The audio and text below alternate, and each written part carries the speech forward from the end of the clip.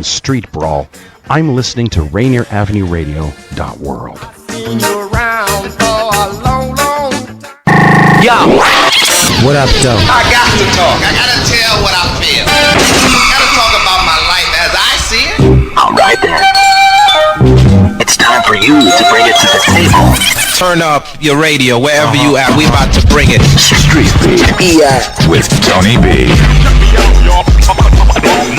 For the next hour, Tony B will give you a chance to tackle local, national, and international issues that affect your community. StreetBeat. Tony. Welcome to this week's edition of Street Beat. Street Beat is your community affairs program that keeps you in touch with the beat of the city. It's me, your host, Tony B, and without question, the beat of the city continues to be rallies, demonstrations, protests for the murder of George Floyd. This is continued, and it doesn't seem like it's going to abate anytime soon. If you have been following us on Rainier Avenue Radio.world, you know that there's a protest going on right now that is going, at least it was going from Capitol Hill to the Central District and then back to Capitol Hill. Not sure where they are now. I don't think from what I was hearing that the curfew is going to be something that they are going to adhere to. Joining me right now on the program is the assistant principal for Southshore Middle School, Tia Yarbrough. Tia, are you with us? Hello, Tia.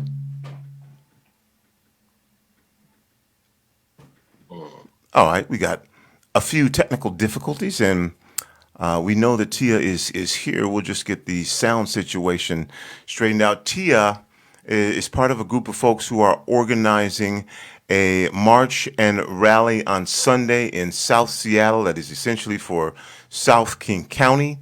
And the march will start at Othello and MLK and wind its way ultimately to the Rainier Beach area and Safeway. And at that point, that is where the rally will begin. I'll check again. Tia, are you with us? Okay, we know we have a visual, but we're waiting on the audio. And yes, as you know, during these times, patience is a virtue. Good evening, brother. Okay, who do we have? Who do we have there? Gerald Donaldson, family support worker from Leschi. Okay. And Hope Perry from Franklin High School. All right, Hope. And is Lisa Rice in with us? Not yet. I messaged her to see where she was at, so she should be joining us soon. Okay. And do we have sound on Tia yet? Still no sound on Tia. Okay. Well, we're going to go ahead and get moving here. Gerald, I'll start with you. Welcome to the program, Hope. Welcome to the program, Gerald. Let's first of all get a bit of a background on who you are and what you've got going on Friday. Of course, we'll talk about it more in depth. But let's start out with what you do and who you are. Thank you for having us first. My name is Gerald Donaldson. I'm the family support worker at Leschi Elementary School. I have been in the Seattle School District over 30 years, and at Leschi, I believe it's 26 or 27 now. I am a social worker for the school district, and particularly Leschi. Previously worked at TT Minor. Our goal now is really making sure our students, our babies' basic human needs are met, food, shelter, clothing, making sure they're getting all their electronic needs during this pandemic. Gift cards, any kind of food we can supply them with, and making sure they stay up on their education. We provide housing assistance, rental assistance, energy assistance. So you name it, we're doing that. We just did a book distribution program yesterday where kids got books and dictionaries. Every Tuesday and Thursday, we hand out academic needs. And just briefly, you said we can go into it Friday from 3:30 to 5. we'll be doing our Black Lives Matter demonstration, if you will. So we can involve, I think it's really important that our young kids know what's going on in the world today. And, having said that, 4 years ago, we started a student racial equity team for students K-5. And that's really encouraged them to have their voice and know that their voice is heard in the building.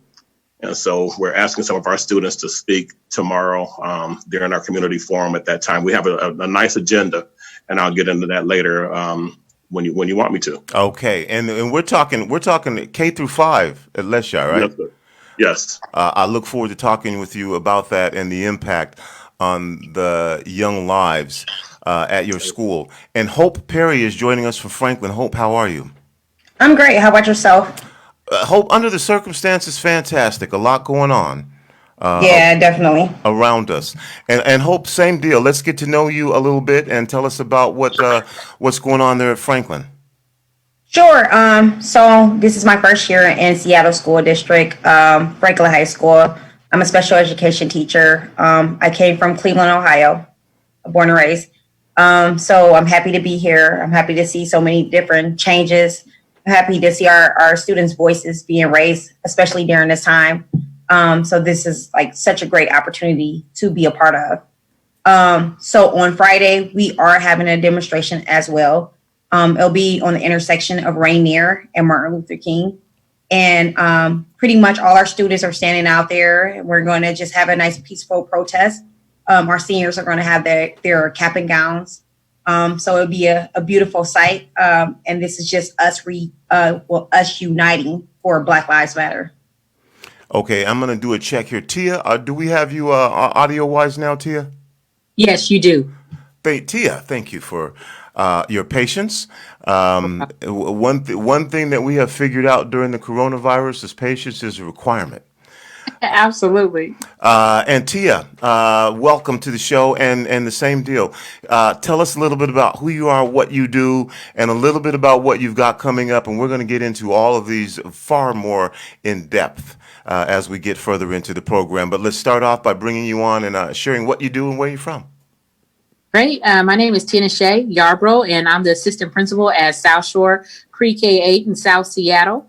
And I've been with Seattle Public Schools for over 15 years now. Started off as a teacher and worked my way up through kind of the ranks in terms of teaching and doing support services for students. And so now I'm a school administrator and have been now for almost 8 years. And so what we have going on is very much in alignment with what has been shared by my colleagues here. Is we're having a march and a rally this Sunday at 2:00 p.m. and it's called We Want to Live. And I know that you want to get more into that in a bit, but I'm very much focused on just the violence and gun violence that's happening in our own backyard.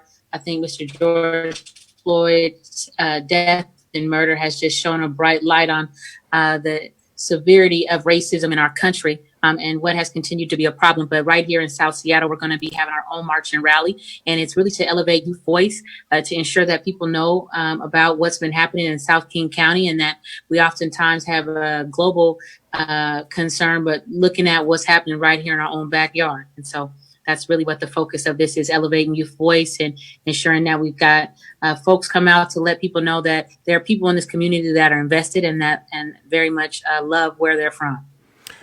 Okay, and Tia, I might be back with you again, but let me check to see if Lisa is with us. Lisa? Lisa is not with us. Tia, I'm going to start with you. Gerald, Hope, hang on one second. So we have K through 5, we've got middle school, we've got high school here. Everybody has been impacted, not only by the coronavirus, which changed the way we're doing things, but recently the death, murder of George Floyd, the impact that has had on all of society, and again, bringing something that never actually went away to the forefront, which is brutality suffered by Black people at the hands of the police department.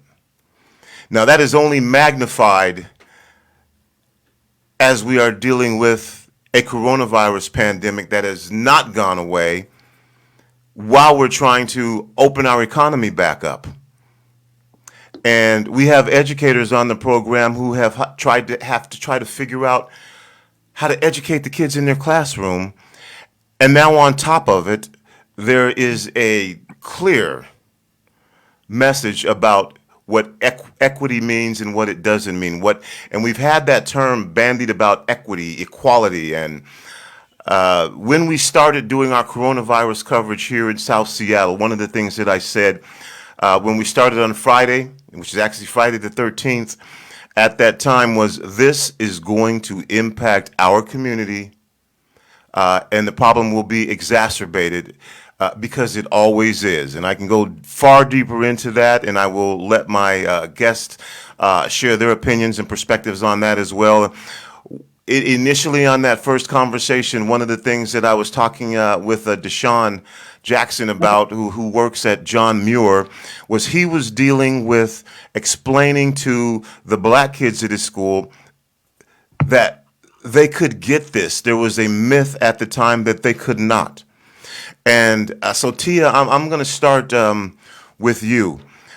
Can you explain that? Let's start with your kids and when this, when the murder happened and when the protests began to happen. What were the responses? What were the feelings of your group of kids who are in middle school? What was going on with them during this time? That's a great question, Tony. I actually had the privilege of jumping in a conversation with some of my 8th grade girls today. And I know they're just a small sampling of what has been felt kind of school-wide by a number of students. And we just gave them an opportunity to express themselves, to talk about what it is that they're feeling and how they're trying to navigate what it is that they're seeing.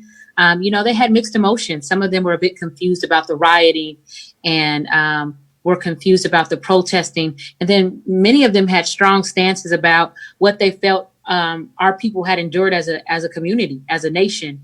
And so just being Black in America is an experience every day that some might feel is being highlighted by the death of George Floyd, but it's a consistent feeling that even students, even our kids have every day around how they feel, how they're treated, how they're looked upon, how people question their competency and their intellect, and they feel that this is just a symptom of a much larger problem. And so it was really beautiful to see them articulate how, these are people responding to not what's just happening in the moment, but they're responding to the historical impacts that people have felt over time.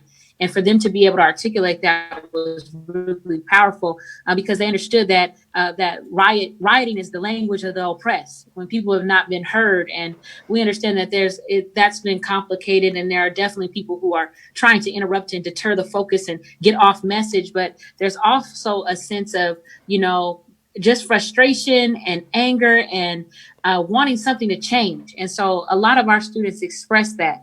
Some are in the dark. Their parents have done some, trying to make sure that they're limiting what they're exposed to. But there's other families that are having these conversations outright and wanting to ensure that their students and their kiddos are prepared about what's happening in the world. And so there were just a number of feelings that were had. But, my young ladies were, one of them said, burn it down, and I think that was her way of saying, until something changes, it's like we have these social constructs that say, oh, we don't break into buildings and we don't destroy property. And she says, and we also don't murder people in the street, and so I think it's problematic, and it's not as clean cut as, oh, we don't do this and don't do that, because we see what has been the experience of Black people in this country overall. And so I was really proud of the conversation, and others definitely said, oh, we're not supposed to do these things. There has to be a better way. And then there was a big group that said, we've got to get someone's attention. And so that's definitely been the response from my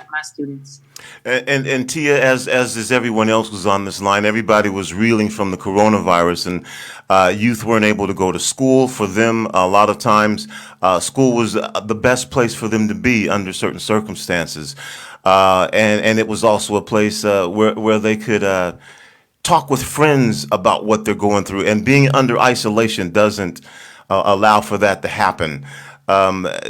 Tia, how did you decide? What did you decide? How did the South Shore decide at this point in time what that messaging was going to be to 6th, 7th, and 8th graders who were already impacted by the coronavirus and now are in the middle of a nationwide, worldwide demonstration protest for the murder of a black man at the hands of a white police officer? That's a big question. I think it was important for myself and my principal, who's Justin Hendrickson, and the other assistant principal, Tien Nguyen, that we were on one accord, that our families knew that we were here with them, and that we're a community-oriented school. We're a family. We're a school that's a family, and we're very much invested in the well-being of our students. And so it was important for them to know where we stood, you know, in times of adversity like this, that, you know, we were unapologetic about our stance about people not needing to just be non-racist, but being anti-racist, that we say the names of the people that have been lost as a result of police brutality. And so the letter that went out to families, we were very forthright in our stance about needing to do more, and that it can't just be something where we're talking and there is no action. And so we wanted to be compassionate. We wanted to be empathetic, but we also wanted to make sure that families knew where South Shore stood around the issues of race and inequity, and there needing to be a bigger change systemically to really impact institutions of learning, and that we can't just be a lot of lip service. I think people are tired of talking, and people need to now make a difference and to go the next step. Tia, thank you. And we are, again, you're listening to Street Beat with me, your host, Tony B.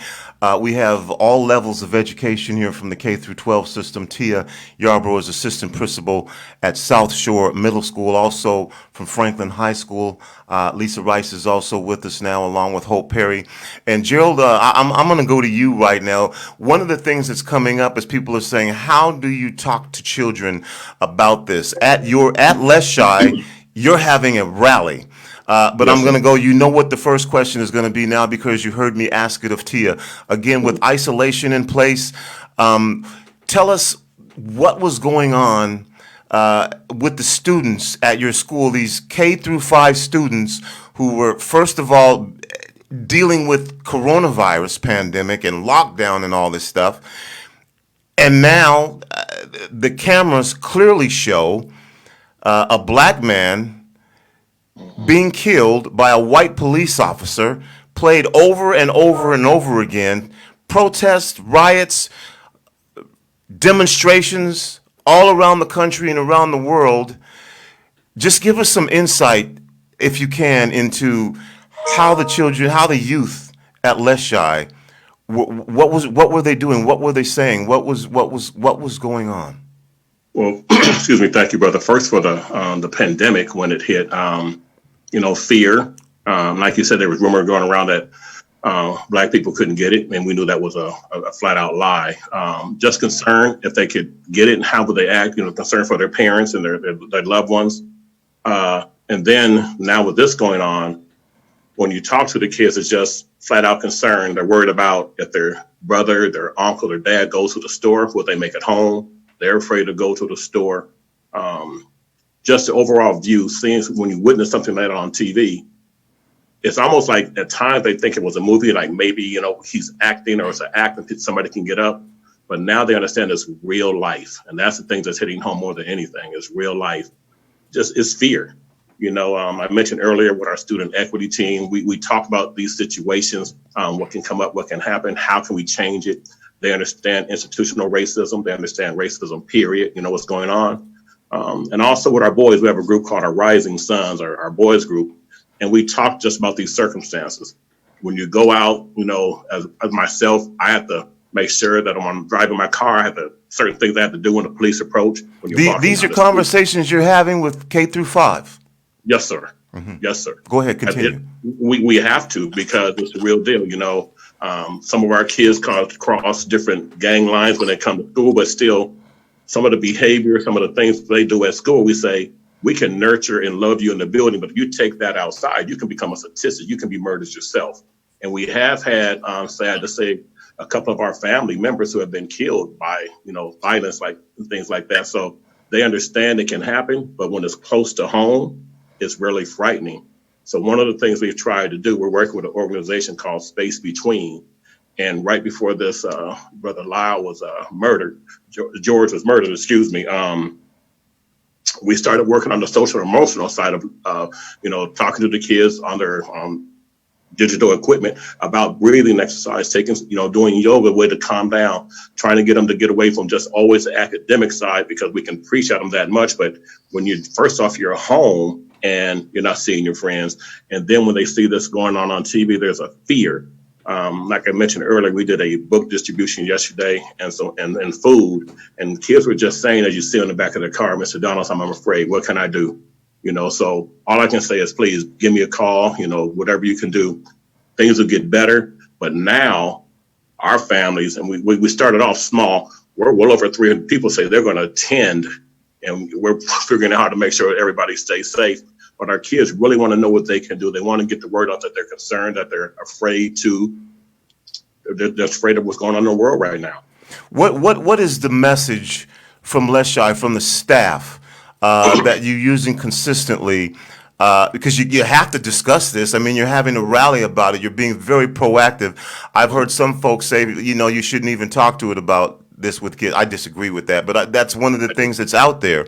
What is the consistent message now that you're giving to these K-5 students that's coming from the school about the murder of a black man by a police officer, a white police officer, that has caused protests, demonstrations, in some instances riots, the political system that's in place now is once again being questions about its ability to effectively, work with marginalized communities and societies, and specifically the historic, man, how you just get tired of saying this, but the historic treatment, the systemic treatment that this country has done to black people. Well, we even start with our lack of ethnic studies in the Seattle School District. We start off how we let people of color go in the Seattle School District. We talk about how there's lack of history in our books about our kids, our families, our history. We talk about all those things, and then prepare him. When you go out into the streets, you have to be on top of your game, because anything you do, someone can hold against you. Anything that you say or do, or how you act when you run up the street, even y'all just playing tag and chasing each other, white people will call the police on you. If you just happen to cross onto their lawn, they will call the police on you. And so even at school, we talk about all your teachers might not like you. And we know there are some teachers who are racist. We know in our building, we have that can happen in our building as well. So we prepare them that when you have a concern, when you have a fear, when you have a distrust for somebody, find somebody you can love and trust and talk to them to see how you let them get that expression out of you. Because what happens in the public school system is, if you show something through when you're upset or hurt, a lot of times white folks look at that as anger, and they try to discipline you for how you feel versus actually what's going on in your life. So we talk about the life circumstances, like how we have to work with you to make sure that you're safe, but yet and still murder happens and white police happen. And our babies, we tell them, when you go out in public, be aware of where you're surrounded. Not all police are bad, but police have murdered our people, continue to murder our people, and it continuously gets overlooked. And I know you keep asking that question, K5. Our babies are resilient. They're very smart. They know what's going on in the world, because our parents talk to them a lot, and we talk to them. Again, we have a girls group too. We talk to the girls and boys, all these things about every little thing that happens, so we can prepare them to be the best they can be. All right. Lisa, I am going to bring you on in a minute. Hello, Lisa. I want to talk to Hope, though, as we're talking about 9 through 12. Again, we talked 6 through 8. We talked K-5. We're talking students now 9 through 12. So Hope and Lisa, you can join on this too. Okay. Again, for the 9th through 12th graders, what was now we're in isolation, we know that, so they don't get to come to school and have these conversations and have these different things happen. And so for some kids who are disconnected, who are not connected to the internet, they may not be getting these messages. But from what you can tell, what was the mood at Franklin High School among those who were now facing something that they were probably familiar with, that they had seen before, that they had known about before. They're old enough now to socially understand what has taken place. What was the vibe at Franklin High School among those students? Go ahead, Lisa, because you have a bigger student body. So go ahead. Oh, I thought because he said no, you're fine. You. So, you mean we're talking regarding George Floyd and all of this, or correct? Right? Is this his hope? Right? This is no, but that's Lisa. Oh, okay, Lisa. I'm going to bring you in a minute. Hope, that's why I wanted to get your feedback on this, because you were kind of up on what we were talking about. Absolutely. So let's start with that. Sure. So I work with a very small population because it's special education. I didn't get the chance to talk to my students as much, but I know for sure, like, the anxiety level when it comes to what's going on as of right now is pretty high, which makes it tough for them to participate in some of our social distancing learning platforms. And we see that across the board throughout the whole school. I co-teach with another language arts teacher, and we were trying to get the discussion going, but you can tell they did not know how to think about it as of right now, or they did, but it was just still shocking to them. So it's just like they didn't know how to express it at that point. But just to talk to a lot of kids within a year, especially when we had our social justice unit, to hear what they said about police officers and how they don't trust them as much, how they're scared of them within the community, how they feel like, yeah, that police officer was wrong, and they make sure that, they point the finger first because they have experienced so many of these things within their lives. So, we see that, and we know that they have a distrust for them, especially our African-American males. And we just want to make sure, we're able to talk to them and give them that therapy that they need.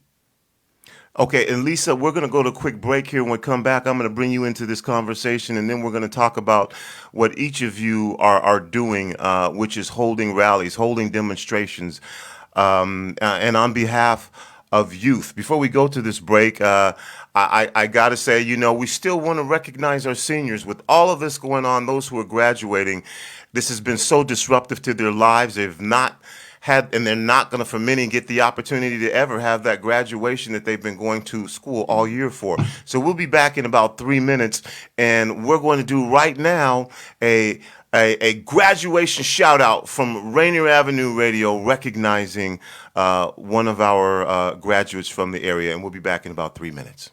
Class of 2020 graduates, we are, wait a minute, let's see. To the esteemed graduates of the class of 2020. Run that back again. When you finish high school, college, grad school, or even grade school, you're still graduating. That just doesn't feel right. 2020 graduates, we got you. Rainier Avenue Radio celebrates your hard work while maintaining safe and social distance. Rainier Avenue Radio celebrates your Corona-mencement without the crowds, but with a lot of pomp and circumstance. Presenting your class of 2020 graduates. 2020 graduate shout out to Amor Campos. Amor Campos is a 2020 graduate of Kamiak. She's been on the wrestling team since her freshman year and participated in the Running Start program at Edmonds Community College. That's where she'll continue to earn her AA in pursuit of becoming a child psychologist. She's also one of her brother's biggest fans. She's at every all-age right event, at front stage cheering him on. He's her best friend. Special thoughts to Amor from the family. Always think positive. Keep reaching out your hand to those in need. You are one of the strongest ladies I know. You're incredibly smart. We're excited to see where life takes you. We all love you so much. Love always, Dad, Mom, Nathan, Neil, Lazaro, Punchy, Mona, and Sue. This has been another Rainier Avenue Radio 2020 Corona-mencement shout out. If you'd like your grad to get a shout out on Rainier Avenue Radio, contact us at rainieravenueradio.world@gmail.com. That's rainieravenueradio.world@gmail.com. Shout out to all the 2020 graduates. Here with the Rainier Avenue Radio traffic update. You can listen to us in your car 24/7 anytime by downloading the free TuneIn app. Once you do, search Rainier Avenue Radio. And remember, do not curse out your fellow drivers. This has been your Rainier Avenue Radio traffic update. Lávate las manos y desinfecta las cosas a tu alrededor. El coronavirus es real. Sé diligente cuando de lavarse las manos se trate. Es increíble saber que este virus puede vivir en superficies por hasta 9 días. Por eso es muy importante desinfectar las cosas que una persona infectada puede tocar, como tu celular, por ejemplo. Incluso si te lavas las manos frecuentemente pero usas tu celular, los gérmenes que éste tiene regresan a tus manos inmediatamente. ¿Cuándo fue la última vez que limpiaste tu teléfono? Cuando el virus es esparcido por tos o estornudo, unas pequeñas gotas viajan en el aire y caen en superficies que puedes tocar con tus manos. En general, nos tocamos la cara 16 veces cada hora, y es por eso que es muy importante lavarnos las manos y limpiar las superficies que comúnmente usamos, incluido nuestro teléfono celular. Este mensaje es un servicio público de Rainier Avenue Radio.org y Somali Youth and Family Club. This is Paul Pearson, host of Star Time, and when I'm not busy tearing the roof off the suckers, I'm listening to RainierAvenueRadio.world.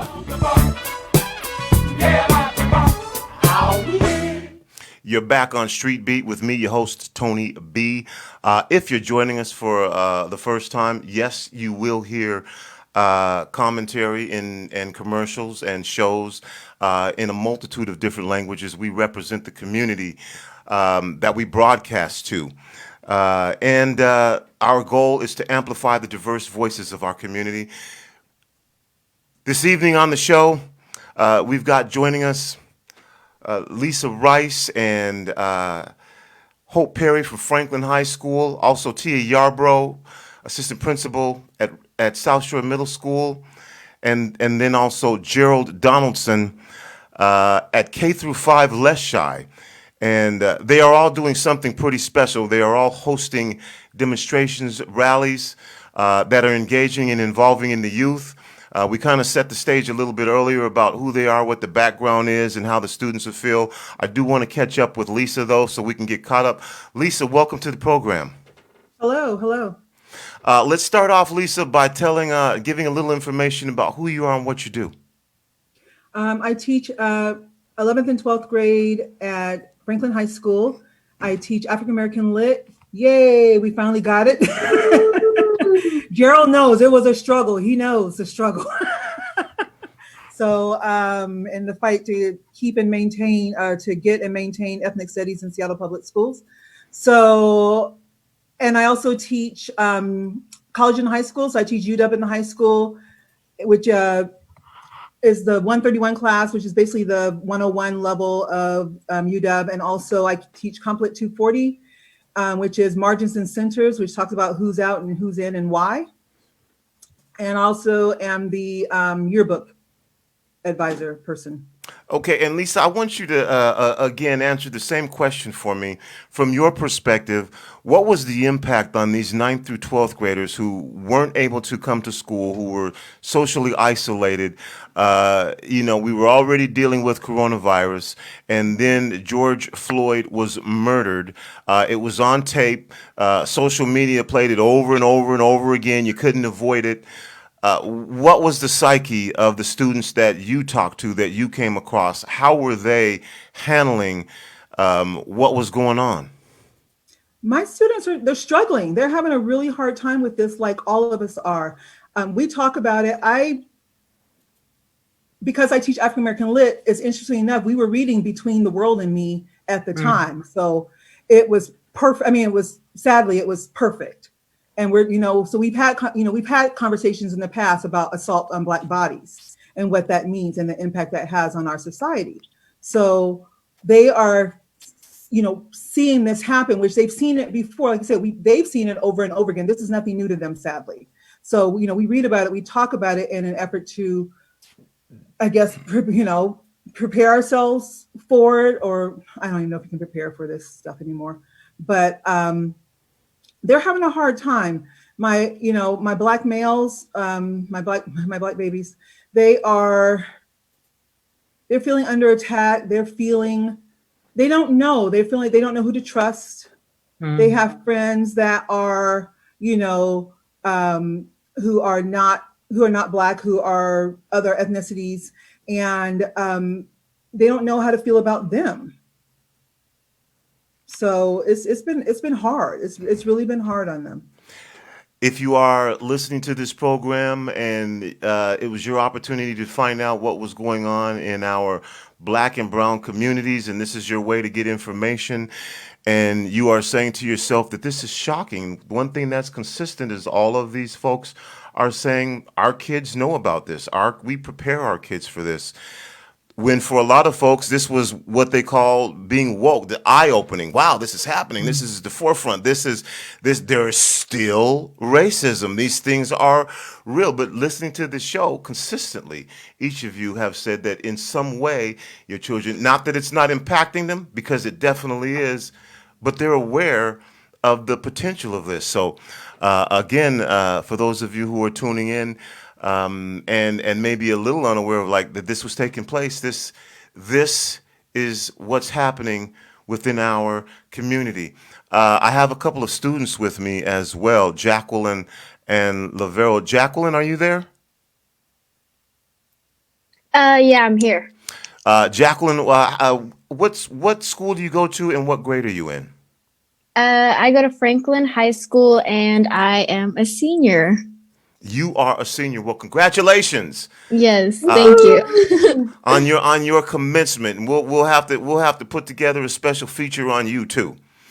Tell us, amongst your peers, what was the conversation when you initially found out about George Floyd? And sometimes when this happens, there's a sense of, well, let's just wait and gather all the information and then we have to go to court. But this was pretty cut and dry because it was filmed from so many different angles. What was the reaction among yourself and your peers?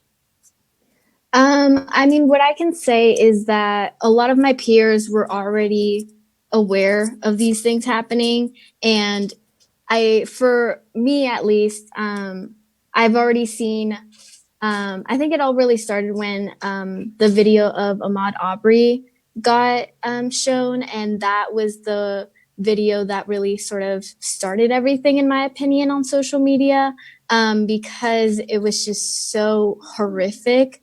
And then after that, you would see videos about George Floyd, and then we heard about Breonna Taylor, and those three names have sort of been on the front lines.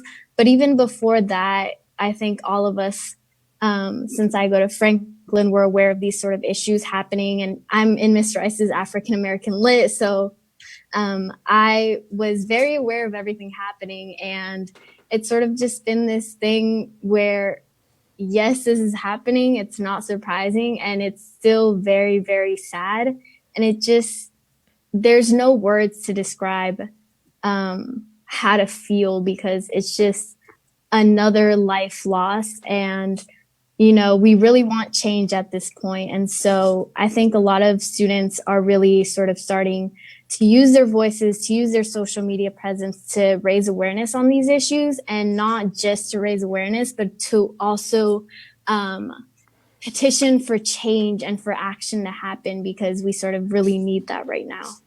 Thank you. And Levera, am I saying your name correctly? Levera, are you on the line? Yes, it's Levera. Levera. Thank you, Levera. Mm-hmm. My apologies. All right. Levera, this isn't a quiz. I'm just asking you because this is not new. Are you familiar with what happened in Ferguson? Yes, I am. Are you familiar with Trayvon Martin? Yes, I am. Unfortunately, sadly, this is not new. Mm-hmm. For you and your peers, what was the reaction when you first found out about George Floyd, and how did you find out about it? I'll start with how I first found out. I think I was going through Instagram, going through my Insta story, and I saw that one of my peers had posted this video, and they're like, basically they're just like, wow, I can't believe this, or like, they're just saying, wow, I can't believe this. And then I clicked on the video and I was like, what is this? And it was on Sean King's Instagram, because, he's very active on social media. He posts a lot. So then I clicked on the video and I watched it, and I read like the caption about what it was about. And that's how I found out about it. And it was just very hard to watch. It's very painful to literally watch a Black man literally being murdered on screen in front of your eyes. It was very painful and very hard to watch. But I knew this wasn't something new because I've known about stuff like this ever since I was in elementary school. And I've been fighting for justice ever since I was like in the beginning of middle school. So it wasn't new to me, but it still is hard to watch. And it's just so painful. And all my peers were just really just like, it just blew up all over social media and everybody was posting it and they were angry and they were hurt. So I could understand their pain and their anger. I want to again bring my educators back into this conversation, and I can go on with the names. The young Mr. Rice at 12 years old, and Mr. Castile, Mr. Garner, and I can go back and back. For some reason, the nation has responded. And I'll just kind of leave the floor open here. I want somebody to comment on that. I eventually want to hear from each of you. What is it about this particular interest in your perspective that makes you feel like that this time? I mean, this is it's not been this consistent before. What is it about this incident that you feel is making this just be more prevalent and more on the news cycle every day? Folks are still out there protesting, and I can pick somebody. Does anybody want to jump in and talk about that? I can real quick. Okay, go on. Everybody got something to say, but go on. So I am from Cleveland, and when Tamir Rice was murdered, it profoundly like affected our community. So when it affected our community, we only had like glimpse of it. It was only like 15 seconds. All we saw was a police officer drive by and murder this young man. I think with today, it's like now it's high def. And not only that, but now there's a longer length in the video. It was 8 minutes and 46 seconds that we see a man with his knee on somebody's neck. And we watch his life like literally leave his body. And I think like it's so much more now where you're like, we see the beginning until the end, until the exact end. And I feel like that now that it's just more of it in our face and it's more accessible than what it was back when Trayvon Martin was murdered, back when Michael Brown was murdered, back when Tamir Rice was murdered. I'm in my opinion. Thank you. Who else wants to jump in on this? I would like to jump in. I think part of the issue is too, I think it was Will Smith who said racism is not new, it's just being filmed. I thought that was so poignant. Yeah, absolutely. And I think it speaks to, we already were in the midst of a pandemic, and then that's the historical pandemic of African-American people. And then you look at everybody, most of us being in shelter in place and stay at home orders across the country. I think it was kind of the aligning of the stars, if I can say it some way, where everybody was at home in a space. I agree with Hope. It's the length of the video. It's the high definition of, the way it was filmed, but also because there was almost as if we were seated for this audience where America was on pause in so many ways. But what it needed to do was it needed to be reminded of the historical pandemic of Black people, of African-American people, this historical trauma that we've continued to face and had to navigate. And like, I was even talking to my brother and he made a joke about, in a very real way, he says, since racism is back, seems like the pandemic's over. And it's almost as if that has ceased to exist because now our attention is focused on racism. And it's not that racism had gone anywhere, but to me, it refocused us on what is a disease, what is a virus, what is just again, focusing on this sickness that has been prevalent throughout history. And I think why it's gotten so much attention is because I think people were made to watch. Even if you didn't want to see it, it was there, it was in your face. And even if you saw clips or glimpses of it, you were made aware of it because of its prevalence throughout social media, whether it was on CNN, and then the response as a result. And I completely agree with my colleagues here. Seeing his life leave his body somehow made that public lynching so real.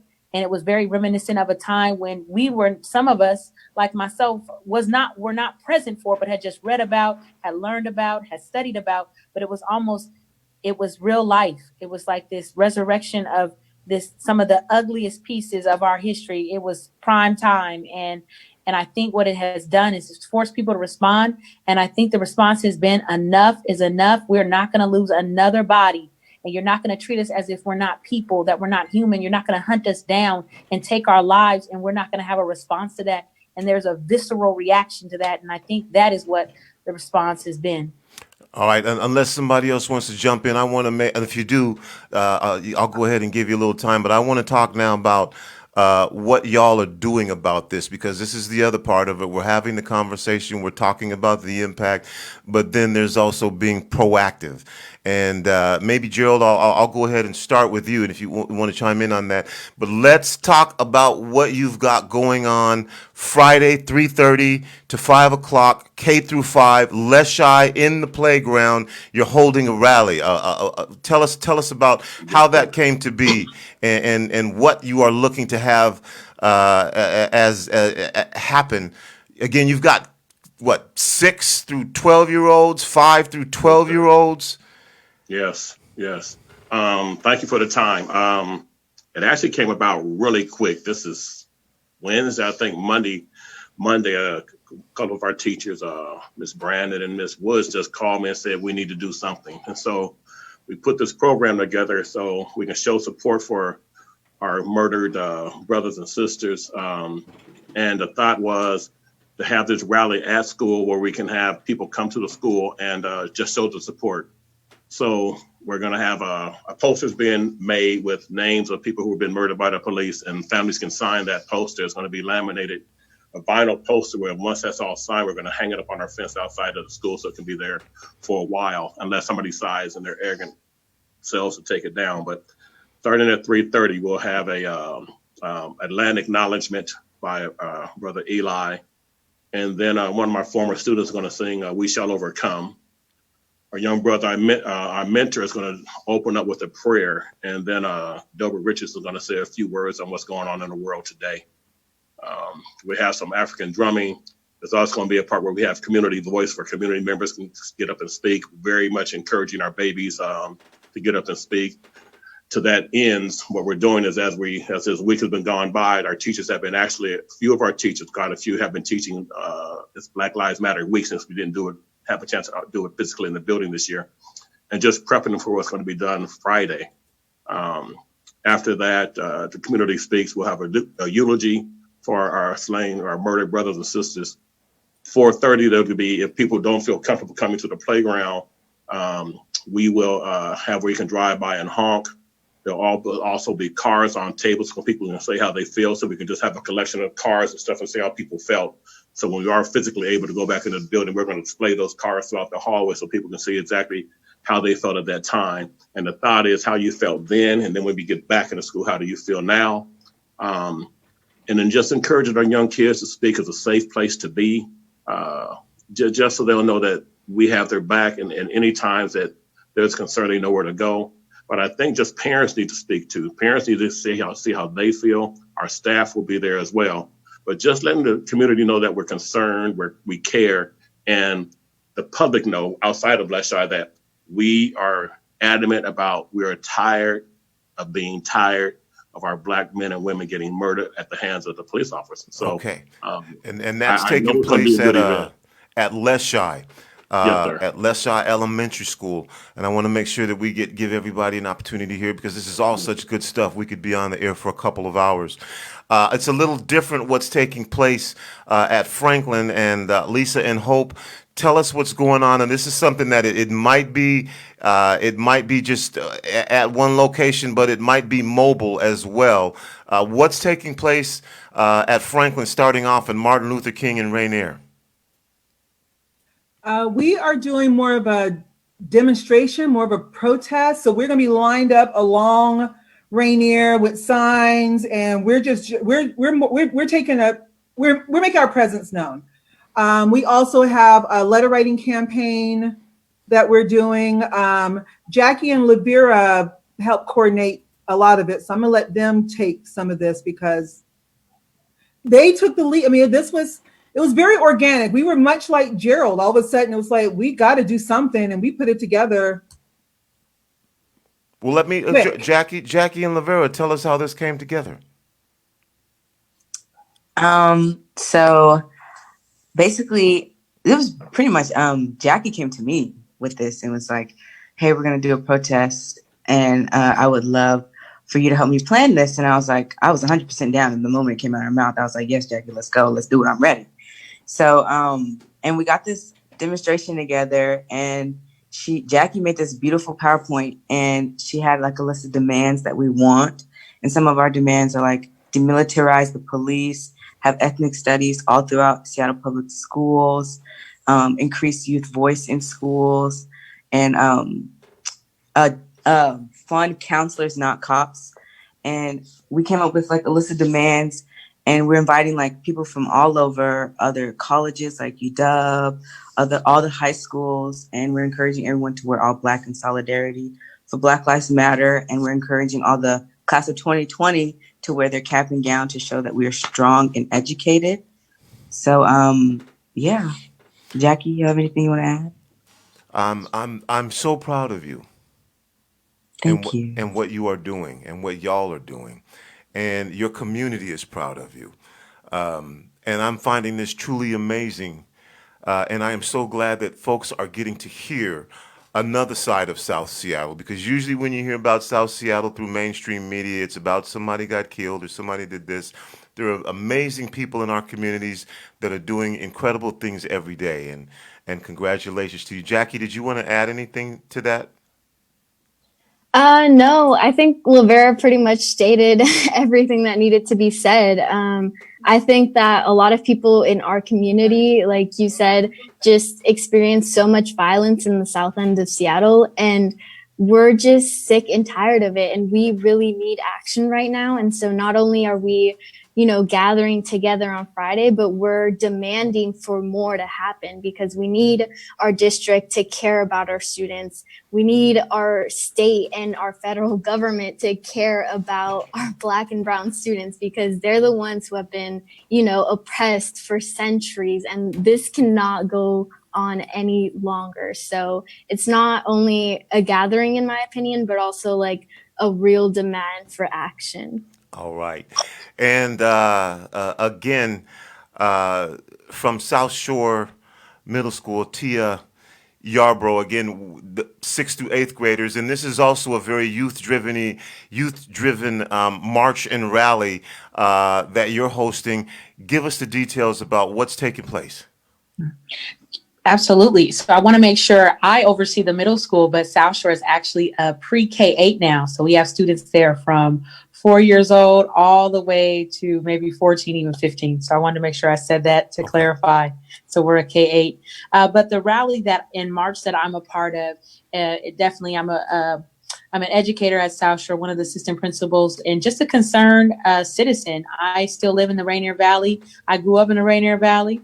And I work in the Rainier Valley. And so I'm partnering with Derek Wheeler-Smith, who works with public health and also Community Passage, which is Dominique Davis, and also Safe Passages, which is Marty Patu. And so there's a variety of folks who come together and to say that we need to make some changes, and we need to bring awareness in our own backyard, as I like to say, about the gun violence, about the disenfranchisement, about the marginalization of people who've been oppressed. And again, I agree with you, Tony, about what has been shown often about South Seattle is the death, the murder, the despair, but there's beauty there. There are people who are alive there, people who care about that community and that love it. And so this demonstration is happening on Sunday at 2:00 p.m. and it's starting at Othello Park, and there'll be rally and speeches there, and then we'll march down Rainier Avenue to this Rainier Beach Safeway, where there'll also be again youth speakers and spoken word and people just coming together to acknowledge that we've got a pandemic and epidemic in our own community around gun violence and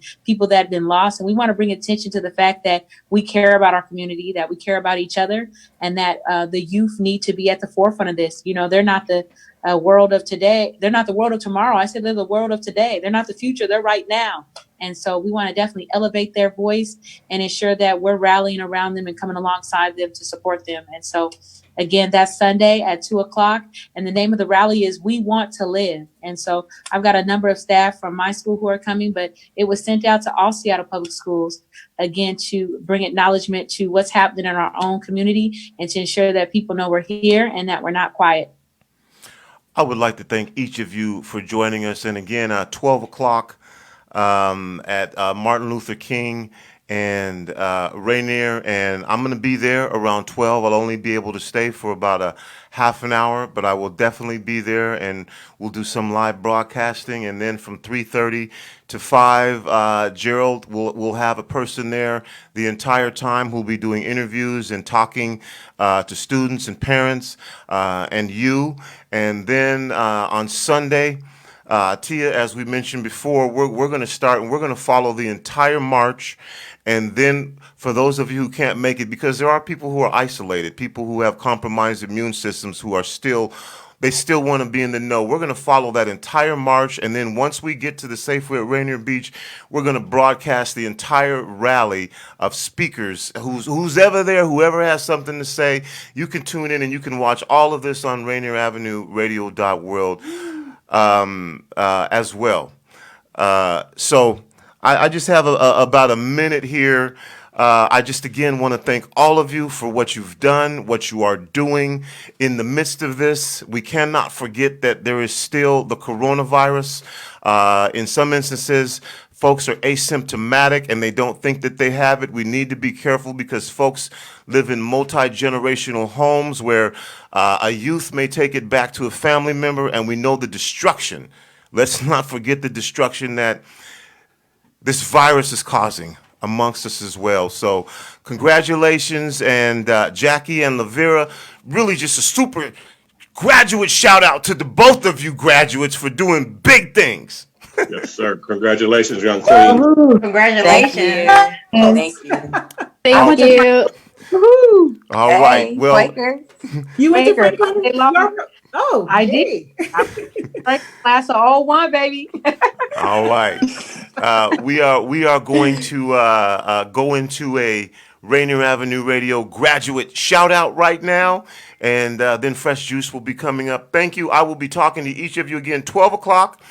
Martin Luther King and Rainier, I'll be there from about 12 to 12:30. They'll be there till 2.